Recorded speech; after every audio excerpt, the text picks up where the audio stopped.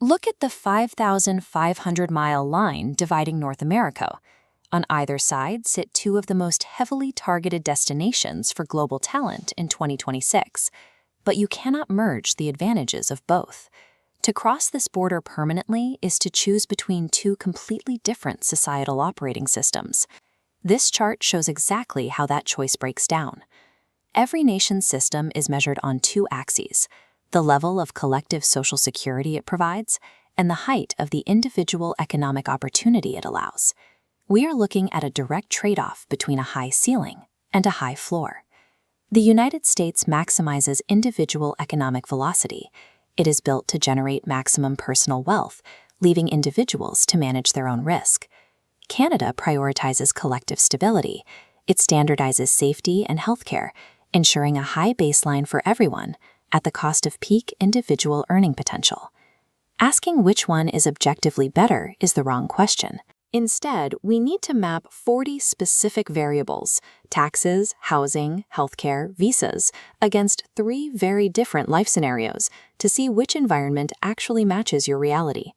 Relocating to either country requires you to invest your time and taxes into a specific societal blueprint.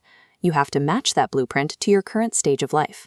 Let's look at the first scenario, the career maximizer. This includes software engineers, specialized medical professionals, and high-growth entrepreneurs. The United States commands a significantly higher GDP per capita, which translates directly to the highest global peak salaries in tech and medicine. If you possess elite specialized skills, the U.S. market compensates you at a scale unmatched anywhere else. This chart shows the average post-tax take-home pay for a senior software engineer. When comparing a major U.S. tech hub to a Canadian equivalent, the combination of higher base salaries and lower income taxes leaves top-tier earners in the U.S. with substantially more liquid capital. The cost of that capital is risk. U.S. professionals operate under at-will employment. If you lose your job, the governmental safety nets designed to catch you are minimal.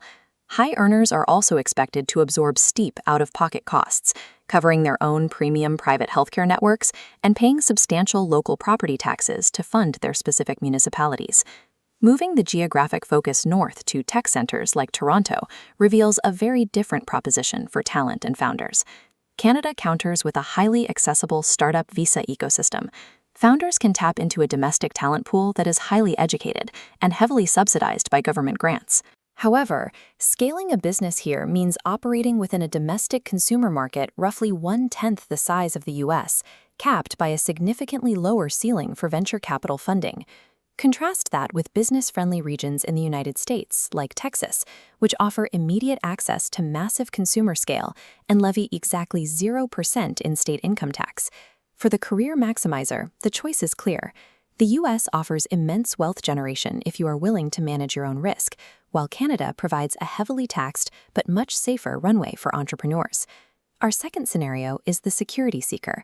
This covers families raising children and individuals planning their retirement. Canada's absolute advantage here is universal healthcare. A standardized baseline of care guarantees that a severe illness will result in exactly zero risk of medical bankruptcy for any citizen. The trade-off for that public guarantee is twofold. Patients regularly experience longer wait times for non-emergency or elective procedures, and workers surrender higher overall income tax rates throughout their careers to keep the system funded. In the U.S., security is a private commodity. Families with high disposable incomes can effectively purchase their own premium safety, choosing from completely different climates and lifestyles, like year-round warmth in Florida. Retaining that higher disposable income means navigating a labyrinth of private health insurance networks that are typically tied directly to your employer. Families must also carefully evaluate local public education and crime rates, which vary drastically from state to state and even county to county.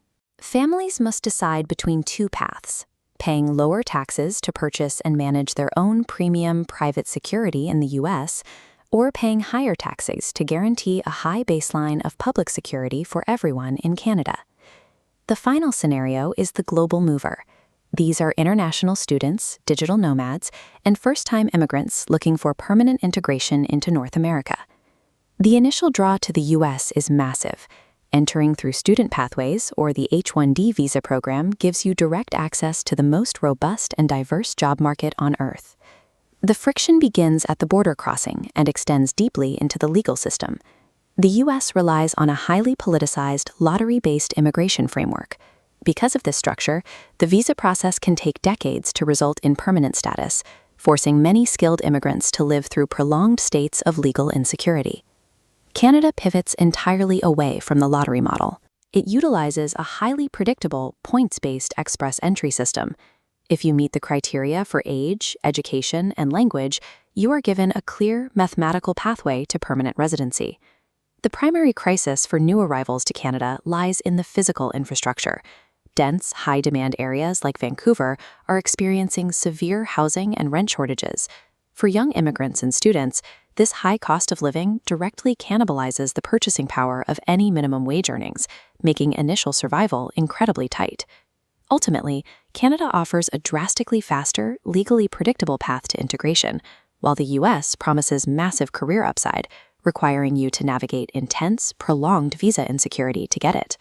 Looking at this blueprint, the decision relies entirely on matching your risk tolerance to the data. The core mandate of the United States is clear. It is the optimal engine for individual wealth creation, geographical diversity, and technological innovation. Canada's mandate is equally distinct. It is the premium choice for social safety nets, systemic predictability, and straightforward integration for new arrivals. If you are in the aggressive, wealth-building, high-risk phase of your career, lean south. If you prioritize family stability, lower crime rates, and the guarantee of public health care, lean north. Neither country is universally superior. The ultimate winner is the one whose operating system perfectly aligns with your current life stage and your future goals.